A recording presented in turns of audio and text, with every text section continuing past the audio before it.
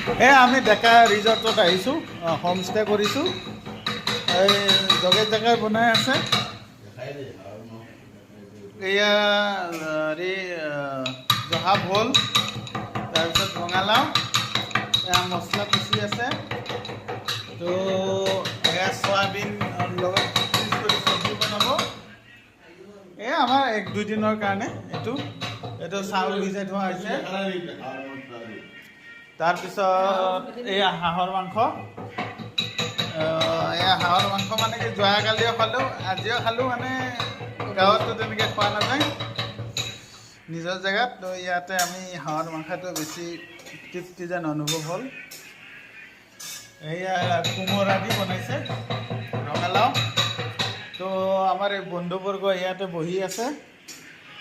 জীৱনটো আৰু কি কেইদিন আৰু, সেইকাৰণে আৰু 2 দিন এনজয় কৰিলোঁ। এয়া মোবাইল চাই পেলাই টাইম পাছ কৰিছে। আৰু এয়া এইটো আমাৰ কি মিষ্টাৰ মনোজ দাস। এটা বিৰাট একদম কৰ্মী ল'ৰা, বহুত ভাল লাগে।